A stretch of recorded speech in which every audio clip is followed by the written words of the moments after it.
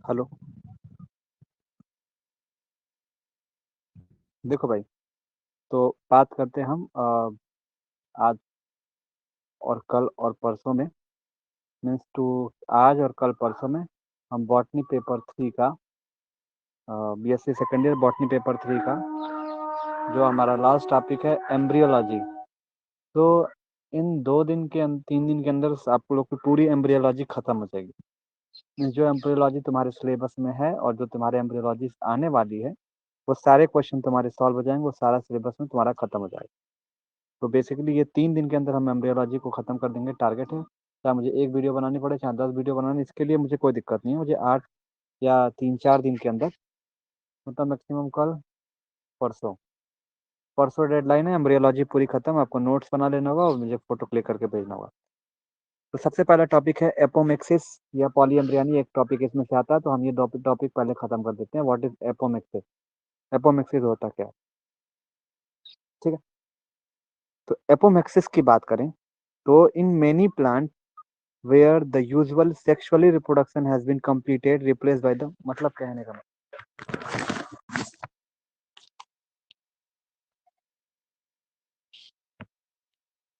Hold करो भाई। देखो एपोमेक्सिस मतलब क्या होता है, आवाज क्लियर है? एपोमेक्सिस होता है कि बहुत सारे ऐसे प्लांट होते हैं, अगर हिंदी भाषा में समझो कि मतलब ऐसे प्लांट होते हैं जहाँ पे जो सेक्सुअल रिप्रोडक्शन होता है, वो सेक्सुअल रिप्रोडक्शन ना होके क्या हो जाता है, ए सेक्सुअल रिप्रोडक्शन हो जाता है। क्या होता है? ए सेक्सुअल रिप्रोडक्शन हो जाता है।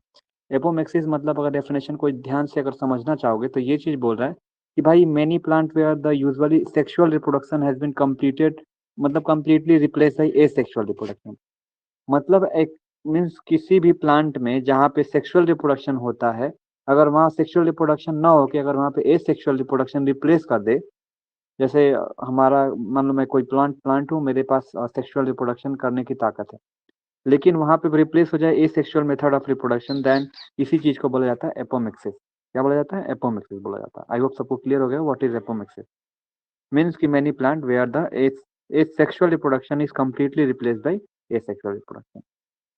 अब आगे देखते हैं कि हमारा एपोमेक्सिस फिर आगे क्या है। This the apomixis term refer to the substitution of any such a method which doesn't involve meiosis और सिनगैमी।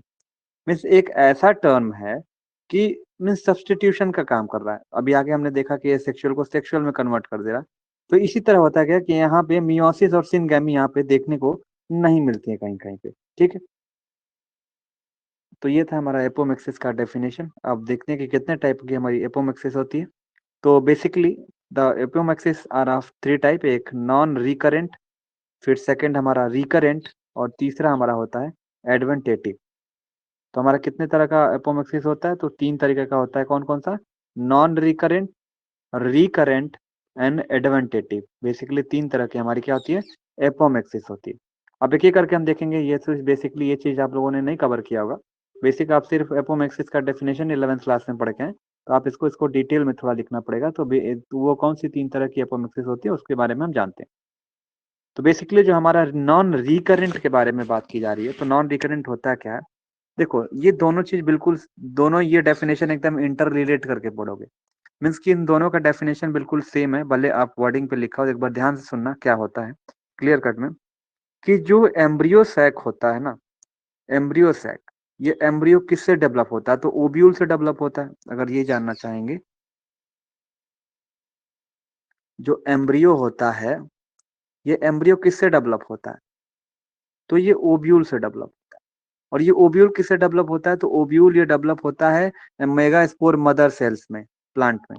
एमएमसी पढ़े होंगे, megaspore mother cell, MMC, megaspore mother cells. अगर 11th क्लास का termination of female gamete या female gametophyte male gametophyte पढ़ा होगा तो वहाँ पे देखा होगा कि mother megaspore mother cells बनती है।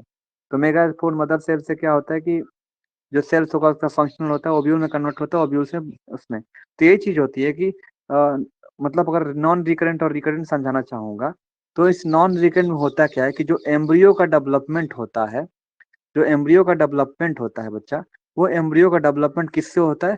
तो जाहिर सी बात है कि हम इसको लिख सकते हैं कि embryo of ovule, means embryo of ovule मतलब कि जो ओब्यूल से हमारा एम्ब्रियो बना है, जो ओब्यूल से हमारा एम्ब्रियो बना है वो किससे डेवलप होगा? तो ये बनता किससे, डेवलप किससे होता है? तो from functional megaspore mother cell से। किससे बनता है? फंक्शनल एमएमसी से बनता है। तो एक सिंपल भाषा में समझोगे कि जो एम्ब्रियो इसके अंदर बनता है नॉन रिकरेंट में, वो फंक्शनल मेगास्पोर मदर सेल के सेल्स से बनता है। ठीक है, फंक्शनल मेगास्पोर मदर सेल्स से बनता है। और यहाँ पे क्या होता है? हैप्लॉइड सेल्स बनते हैं। लेकिन यही रिकरेंट में यही प्रोसेस चलती है, यहाँ पे डिप्लॉइड मिल जाते हैं, डिप्लॉइड मिलता है। मीन्स यहाँ पे भी जो एम्ब्रियो सैक होगा जनरली अराइजेज या develop from megaspore mother cell. इसमें मियोसिस नहीं होता है, लेकिन इसमें मियोसिस होता है। नॉन रिकरेंट में मियोसिस होता है और एम्ब्रियो का डेवलपमेंट होता है किसी फंक्शनल मेगास्पोर से। लेकिन रिकरेंट में क्या होता है? रिकरेंट में जो एम्ब्रियो का डेवलपमेंट होता है वो मेगास्पोर मदर सेल इसमें भी होता है, लेकिन वो मियोसिस के थ्रू होता है और इसके अंदर जो सेल्स पाए जाते हैं वो डिप्लॉयड पाए जाते हैं। और यहाँ पे हमें क्या मिलते हैं? नॉन रिकरेंट में हैप्लॉइड देखने को मिलते हैं। नॉन रिकरेंट में क्या मिला? हैप्लॉइड देखने को मिला। एक बार हम डिटेल एक बार देख लेते हैं क्या चीज है। देखो, अगर बेसिक डिफरेंस बताओ, नॉन रिकरेंट में क्या होगा कि सर एम्ब्रियो का डेवलपमेंट यहाँ पे भी हो रहा है लेकिन फंक्शनल फंक्शनल एमएमसी से, मेगास्पोर मदर सेल से। लेकिन ये फंक्शनल एमएमसी से नहीं बनता, फंक्शनल एमएमसी से नहीं बनता। फिर आगे हमने क्या देखा कि फंक्शनल एमएमसी हो गया। ये हमारा जो होता है नॉन रिकरेंट जो होता है, वो नॉन रिकरेंट की बात करें, वो नॉन नॉन रिकरेंट जो होता है वो हैप्लॉइड होता है। लेकिन अगर रिकरेंट इसकी बात करें तो ये डिप्लॉइड होता है। ठीक है, और ये बिना मियोसिस के होता है। तो बेसिक बेसिक डिफरेंस समझ गए? तो हमने क्या जाना? पहले हमने जाना एपोमिक्सिस क्या, फिर हमने क्या जाना रिकरेंट में। रिकरेंट में क्या होता है? एम्ब्रियो का डेवलपमेंट होता है, वो फंक्शनल मेगास्पोर मदर सेल से होती है। ध्यान देना यहाँ पे, फंक्शनल मेगास्पोर मदर सेल से। और इसके अंदर मियोसिस होता है और ये हैप्लॉइड की कंडीशन होती है। यहाँ पे क्या होती है? हैप्लॉइड कंडीशन होती है। इसका उल्टा इसमें होता है। रिकरेंट में क्या होता है कि रिकरेंट पे क्या होता है कि बच्चा रिकरेंट में जो एम्ब्रियो साइक का डेवलपमेंट होता है ये भी मेगास्पोर मदर सेल से होता है, लेकिन ये मियोसिस नहीं होता है इसके अंदर। लेकिन इसमें क्या होता है? मियोसिस होता है। और इस एक तरह से इसको डिजेनरेटिव एपोगमी बोला जाता है। और या तो इसको बोल सकते हो कि ये हमारा डिप्लॉयड की कंडीशन में होता है और ऊपर वाला हमारा क्या होता है? हैप्लॉयड की कंडीशन में होता है। तो ये दोनों नॉन रिकरेंट और रिकरेंट हमारे बिल्कुल सेम डेफिनेशन होते हैं।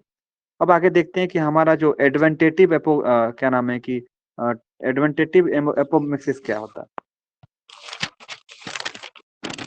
एडवेंटेटिव एपोमिक्सिस बच्चा इसमें होता क्या है ना कि देखो, इसमें बोले कि इसमें सर इसमें बोला तुमने कि, मेरे को एक बार कवर कर देते हैं। इसमें बोला कि सर इसमें हमारा हैप्लॉइड बन रहा है, इसमें बोलो कि सर रिकरेंट में सर डिप्लॉइड बन रहा है। और ये सब क्या है? एक तरह से सेक्सुअल मेथड है, मतलब ये बोल सकते हो रिप्रोडक्शन की तरह से वो कर रहे हैं। लेकिन अगर यहीं पे बात करें एडवेंटेटिव में, तो ये तरह के एक तो ये मतलब ये गैमेटोफाइट हो गया ना, गैमेट से हो रहे हैं, मियोसिस हो रहा है, मतलब गैमेटोफिटिक है। लेकिन ये हमारा हो जाता है वो स्पोरोफिटिक हो जाता है। तो एडवेंटेटिव तो टोटली हमारा क्या हो जाता है? स्पोरोफिटिक हो जाता है। क्या होता है? स्पोरोफिटिक हो जाता है एडवेंटेटिव। लिखा है it is called the sporophytic budding. इसके अंदर क्या आता है? हैप्लॉइड बना था, डिप्लॉइड, इसके अंदर दोनों बनते हैं, हैप्लॉइड भी बन सकते हैं और डिप्लॉइड। मतलब आपको एपियोमक्सिस बताना है, एपोमक्सिस में बताना है कि तीन तरह का होता है, non recurrent, recurrent and adventive. Non recurrent में क्या होता है कि सर इसके अंदर हैप्लॉइड की कंडीशन पाई जाती है तो सेल्स बनेंगी। और जो रिकरेंट होता है सर इसके अंदर डिप्लॉइड की कंडीशन बनेगी। और एडवेंटेटिव में सर दोनों मिल सकती है, या तो हैप्लॉइड बनेगा या तो डिप्लॉइड बनेगा। लेकिन ये हमारे सारे क्या कर रहे हैं? गैमेटोफिटिक शो कर रहे हैं। लेकिन ये हमारा जो होता है वो स्पोरोफिटिक शो करता है। क्या होता है? स्पोरोफिटिक शो करता है। तो इसमें आगे चल के देखोगे, यहाँ पे लिखा है कि आगे चल के ये हप्लाइड डिप्लॉइड दोनों हो सकते हैं। बट एम्ब्रियो का यहाँ जो राइज होगा तो इसमें भी जो एम्ब्रियो साइक जो डेवलप होगा वो गैमेटोफाइट्स से नहीं डेवलप होगा, मतलब यहाँ पे गैमेटोफिटिक से नहीं डेवलप होगा बल्कि स्पोरोफिटिक से डेवलप होगा। ठीक है,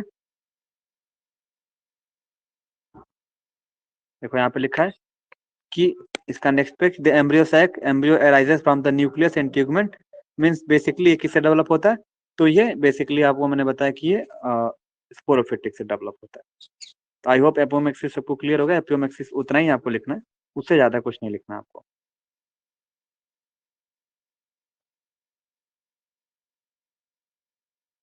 ठीक है संदीप, एक बार तुम रिवाइज कर उसमें देख लेना, तुम बहुत ही आसान टॉपिक तरीके से एपोमेक्सिस को समझाए हैं, और रिकॉर्डेड जरूर देख लेना अगर नहीं समझ में आएगा तो, मतलब रिकॉर्डेड देखना, बहुत अच्छे तरीके से समझा इसको।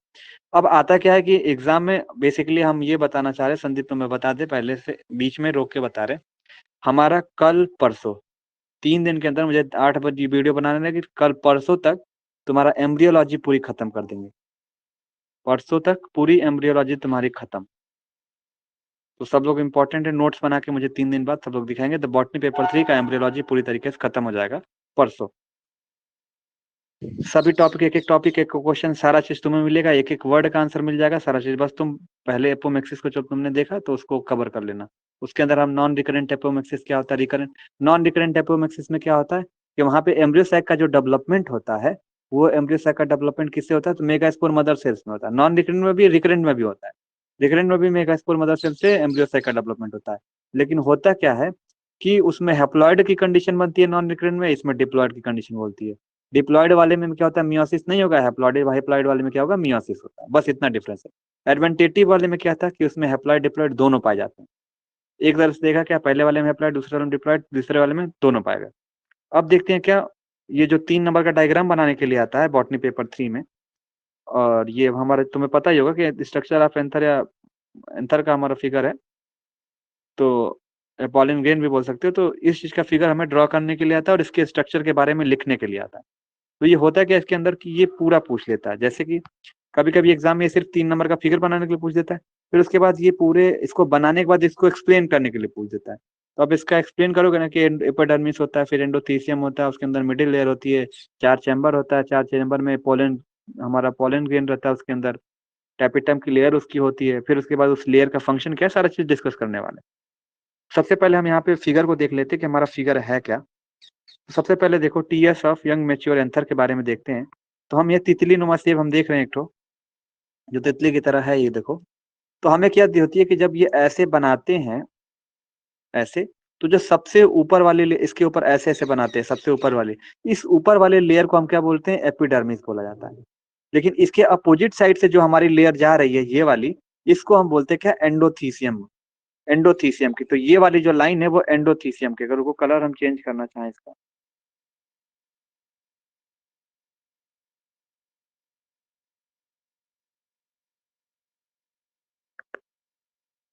तो देखो सबसे ऊपर वाली जो लेयर थी वो एपिडर्मिस की लेयर है, फिर नीचे हमारा जो होता है वो एंडोथीसियम की लेयर होती है। देखो ये एंडोथीसियम की लेयर। लेकिन एंडोथीसियम की लेयर के बाद ये लेयर आपको याद रखना बहुत जरूरी है। सबसे ऊपर हमारी क्या थी, एपिडर्मिस, फिर एंडोथीसियम, एंडोथीसियम के बाद ये वाला रीजन होता है वो मिडिल लेयर का रीजन होता है। फिर मिडिल लेयर के बाद हमें 4 चैम्बर देखने को मिलते हैं, 4 ये हॉलो स्पेस यहाँ पे। इसी हॉलो स्पेस में हमारा क्या होता है कि ये टैपिटम की लेयर होती है। जैसे ये वाले की बात करो तो ये चीज है, इसमें ऐसे ऐसे ऐसे ऐसे बना रहता है, ये टैपिटम की लेयर है। और इसी टैपिटम के लेयर के बीच में ऐसे ऐसे हमारा क्या होता है कि पॉलन ग्रेन होता है। देखो ये पॉलन ग्रेन, तो टैपिटम के लेयर के अंदर हमारी क्या हो जाती है, 3 या 4 पॉलन ग्रेन पाया जाता है। और बीच में हमारी क्या होती है, कनेक्टिव टिश्यू होती है। होपफुली अगर स्ट्रक्चर क्लियर हो गया होगा तो एक बार मुझे एक बार थंब भेज दो चैट बॉक्स में, कि सबसे पहले एपिडर्मिस की लेयर, सेकंड में एंडोथीसियम की लेयर, फिर ये हमारी मिडिल लेयर की बात की जा रही है। फिर हमें 4 चैम्बर देखने को मिलेंगे, या 4 बिकम हॉलो स्पेस, या यहाँ पे जिसके अंदर टैपिटम की लेयर होगी, और टैपिटल की लेयर के अंदर हमें पॉलन हमें देखने को मिलेगा। ट्रायड ट्रायड पॉलन हमें देखने को मिल रहा है। स्ट्रक्चर क्लियर है?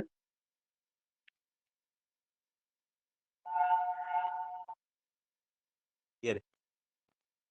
ठीक है, अब स्ट्रक्चर क्लियर है तो हम इसके बारे में कुछ इन्फॉर्मेशन जान लेते हैं। या तो सिर्फ स्ट्रक्चर बनाने के लिए आता है तो कोई दिक्कत नहीं, अगर लिखा हुआ 2013 से उठाओगे पेपर तो स्ट्रक्चर को एक्सप्लेन करने के लिए आए, तो हम इसीलिए थोड़ा सा यहाँ पे देख देते, एक्सप्लेन कर देते हैं। तो एक्सप्लेन तो ऑलरेडी जब समझ जाओगे तो क्या होगा, तो कर ही लोगे। जैसे यहाँ पे बात करते हैं, देखो अब बात क्या होती है कि the young mature anther usually become four lobed होता है, तो एक lobe, two lobe, three lobe. तो बेसिकली जो यंग मैच्योर एंथर जो होता है वो फोर लोब्ड स्ट्रक्चर होता है और अर्ली स्टेज के डेवलपमेंट में, ठीक है। फिर अब देखते हैं होता क्या है। The wall of anther is made up of four layer. तो जो एंथर का जो वॉल होता है वो फोर लेयर की बना होता है। कैसे कैसे? सबसे ऊपर की बात करें, इस लाइन के ऊपर हमारी कौन सी होती है? एपिडर्मिस। इन लाइन के नीचे हमारी कौन सी होती है? एंडोथीसियम। फिर उसके बाद हमारी क्या होती है? मिडिल लेयर होती है। मिडिल लेयर कहाँ होती है? तो यहाँ पे होती है। मिडिल लेयर यहाँ पे होती है तो मिडिल लेयर होती है। फिर मिडिल लेयर के बाद यहाँ पे जो चैम्बर होता है, ये चैम्बर, ये वाली जो लेयर होती है वो टैपिटम की लेयर होती है। तो बेसिकली और इस टैपिटम में हमारा क्या होता है? ट्रायड पोलन ग्रेन पाया जाता है।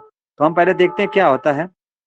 तो हमने क्या देखा, जो हमारा एपिडर्मल जो सेल था वो कंप्राइजेस ऑफ द टेंजेंशियल। जैसे अगर हम बात करना चाहें इसके बारे में,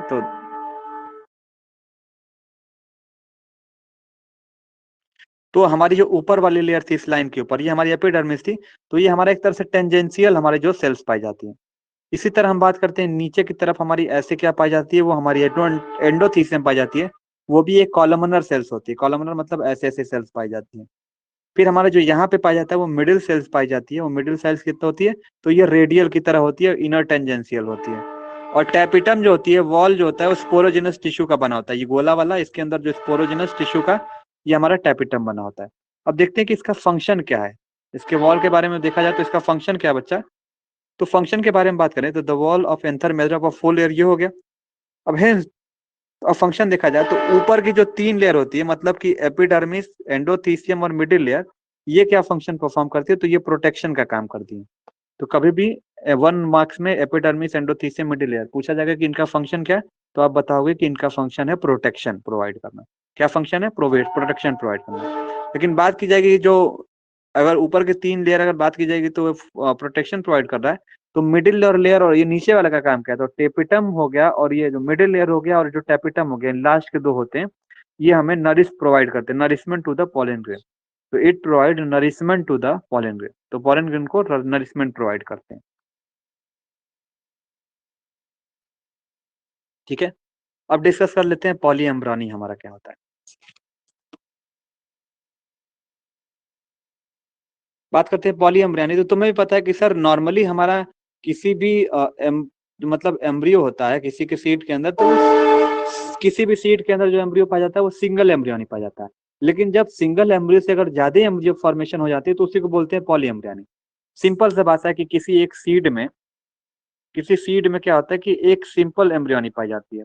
पॉलीएम्ब्रियोनी मतलब एम्ब्रियो पाया जाता है।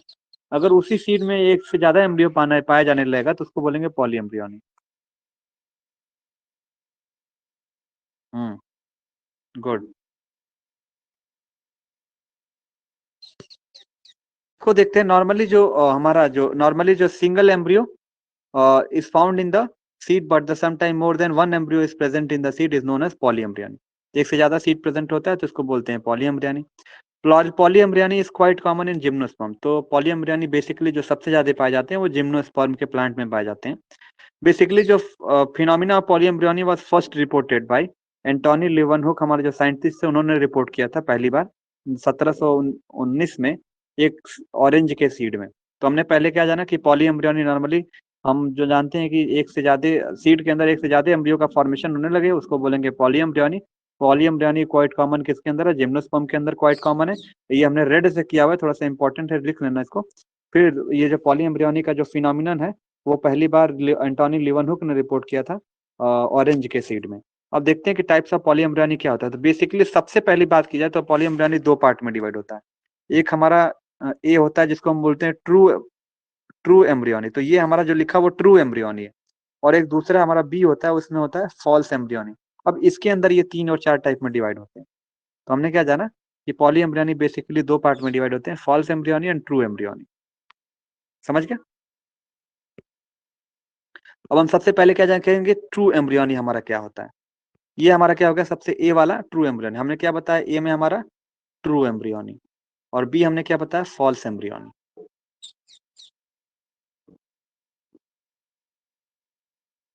ठीक है। तो हम सबसे पहले देखते हैं ट्रू एम्ब्रियोनी क्या है। ठीक है। तो सबसे पहला पॉइंट देखते हैं क्लीवेज ऑफ पॉलीएम्ब्रियोनी। क्लीवेज मतलब किसी चीज का ब्रेकिंग होना, किसी का टूटना। तो there is the simple type of polyembryony, एक सिंपल टाइप का पॉलीएम्ब्रियोनी होती है। यहाँ पे क्या होता है कि इतना सिंपल टाइप का होता है कि यहाँ पे जो एम्ब्रियोनिक नंबर ऑफ एम्ब्रियो जो होता है वो इंक्रीज हो जाता है। और क्यों इंक्रीज हो जाता है? जाहिर सी बात है, कोई जाइगोट होगा, वो क्या होगा, टूटेगा। और जब टूटता है तो मतलब कि क्लीवेज होता है किसका, जाइगोट का। तो ये दोनों दो सेल्स में बनता है। तो जाहिर सी बात है, जब दो सेल्स में बनेगा तो यहाँ पे क्या होगा कि यहाँ पे नंबर ऑफ एम्ब्रियो जो यहाँ पे टूट रहा है, तो ये भी तो आगे चल के जो ओब्यूल बनेगा, ओब्यूल से फिर से एम्ब्रियो बनाएगा। तो यही चीज बोल रहा है कि क्लीवेज या पॉलीएम्ब्रियोनी में क्या होता है कि एक सिंपल टाइप का पॉलीएम्ब्रियोनी इंक्रीज कर देता है नंबर ऑफ एम्ब्रियो में। और मतलब जाइगोट का जब भी होता है इस तरह के पॉलीएम्ब्रियोनी को बोलते हैं। क्वाइट कॉमन होता है ये जिम्नोस्पर्म में इस तरीके का। ठीक है, तो ये क्लीवेज पॉलीएम्ब्रियोनी थी। अब इसी ट्रू पॉलीएम्ब्रियोनी में हम क्या देखते हैं, second point, origin of embryo from the cells of embryo sac. तुम्हें पता है कि जो एम्ब्रियो का जो हमारा डेवलपमेंट होता है वो कहाँ से आता है, तो एम्ब्रियो सैक से। और एम्ब्रियो सैक कहाँ से आता है, तो ओव्यूल से आता है। तो ये बोला है कि origin of embryo from the embryo sac and other egg cell. Additional embryo originate from the unfertilized synergid. तो एडिशनल जो एम्ब्रियो होगा वो अनफर्टिलाइज्ड थिनर ग्रिड से बाद में वो डेवलप होता है। ठीक है, और जो एम्ब्रियो प्रोड्यूस होता है इस पार्ट में या other part of embryo sac के अंदर, वो सिनर ग्रिड या एंटीपोडल सेल से बनता है।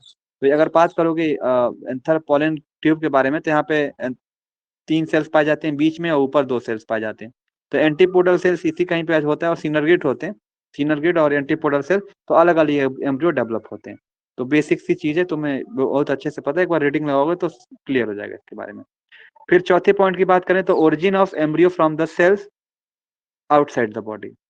ओ तीसरा छूट गया, origin of embryo from the endosperm. तो तुम्हें पता है, जैसे कि एंडोस्पर्म के बारे में बात करें तो हमारा नारियल का होगा, हम एंडोस्पर्म खाते हैं, तो वहां से भी एम्ब्रियो का हमारा डेवलपमेंट होता है, एंडोस्पर्म से भी होता है। तो 1913 में अर्नेस्ट हमारे जो साइंटिस्ट थे उन्होंने क्या रिपोर्ट किया था कि जो एम्ब्रियो डेवलप होता है वो नॉर्मली एग या जो हमारा एंडोस्पर्म होता है उससे डेवलप होता है। ठीक है, तो नॉर्मली हमने क्या रिपोर्ट किया था कि जो एग डेवलप होता है या एम्बेडेड होता है सेलुलर एंडोस्पर्म में, वहां से भी हमारा प्लांट या डेवलप कर सकता है या एम्ब्रियो से हमारा बना सकता है। चौथे पॉइंट के बारे में बात करें, the origin of embryo from the cell.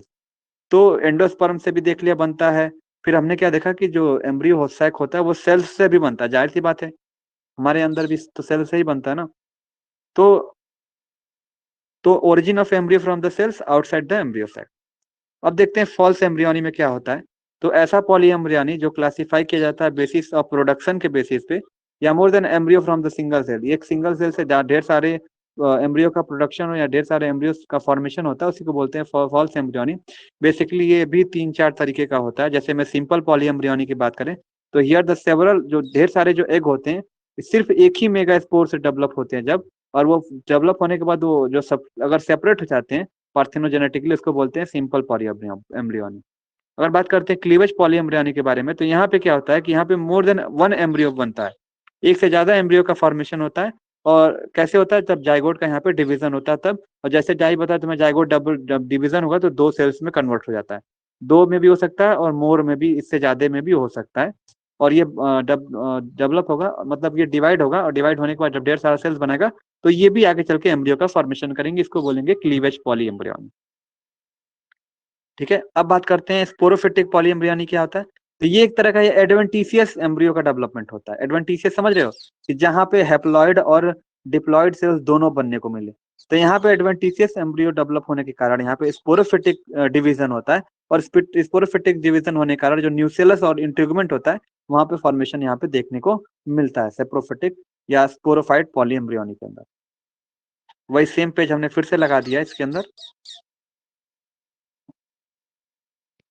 यहाँ पे देखो सिग्निफिकेंस ऑफ पॉलीएम्ब्रियोनी क्या है, मतलब क्या सिग्निफिकेंस है किसी भी पॉलीएम्ब्रियोनी के लिए। तो हमने पहले क्या जाना, पहला पॉइंट क्या जाना, कि एक ऐसा फिनोमिना है जो इंपॉर्टेंट रोल प्ले करता है ब्रीडिंग और हॉर्टिकल्चर में। तो हमने जाना कि यहाँ पे भी हम क्या कर देखते हैं, एक सेल से कई सेल्स बढ़ा सकते हैं और इस तरह से हम नए नए प्लांट्स को हम यहाँ पे जनरेट कर सकते हैं ढेर सारे। तो पहला सिग्निफिकेंट यही हो गया कि फिनोमिना, ये एक ऐसा फिनोमिना है जिससे हम इंपॉर्टेंट रोल प्ले करता है ब्रीडिंग और हॉर्टिकल्चर के लिए। एडवेंटिशियस पॉलीएम्ब्रियोनी जो हम फॉल्स पॉलीएम्ब्रियोनी में पढ़े हैं, ये क्या था कि ये बहुत ही ज्यादा यूजफुल होता है फ्रूट्स वगैरह में, जैसे सिट्रस हो गया, मैंगो हो गया। तो एडवेंटिशियस पॉलीएम्ब्रियोनी हमें ये बहुत ज्यादा हेल्पफुल करता है, क्योंकि ये हैप्लॉइड और डिप्लॉइड दोनों शो करता है। तीसरा एप्लीकेशन हमारा क्या हो गया, the application of adventive embryo is important for providing generally uniform seed for the true. तो जाहिर सी बात है, सिंपल सा जेनेटिकली यूनिफॉर्म सीडलिंग फ्रूट्स के लिए अब इंपॉर्टेंट होता है ये। फिर बात करते हैं चौथा वाला, तो न्यूसेलर एडवेंटेटिव पॉलीएम्ब्रियोनी जो होता है वो ग्रेट वैल्यू होता है हॉर्टिकल्चर के अंदर। हमने यहाँ पे देखा गया कि ड्यूरिंग प्रोपोगेशन, अगर हम यहाँ पे देखो, ये ड्यूरिंग प्रोपोगेशन ऐसे तीर लगा के यहाँ एरो कर दिए पांचवें पॉइंट में, तो जब प्रोपोगेशन हमारा होता है तो जैसे हम कटिंग करते हैं ना किसी चीज की, नेचुरल या न्यू सेलर सीडलिंग वगैरह को, तो वो अपने रीजनरेटिव प्रॉपर्टी को लॉस्ट कर देता है। रीजनरेटिव प्रॉपर्टी मतलब समझ रहे हो, फिर से वो उग नहीं मतलब फिर से वो प्लांट को हम नहीं उगा सकते। तो जब हम प्रोपोगेशन करते हैं तो जैसे हम कटिंग करते हैं तो वो अपने रीजनरेटिव प्रॉपर्टी को लॉस्ट कर देता है, खत्म कर देता है। अब रही बात डबल फर्टिलाइजेशन, तो ये आप लोग बहुत पढ़े हैं, तो डबल फर्टिलाइजेशन का नोट्स आप लोग खुद बनाओगे और इतना लिख के हमें कॉपी सेंड करोगे, ठीक है।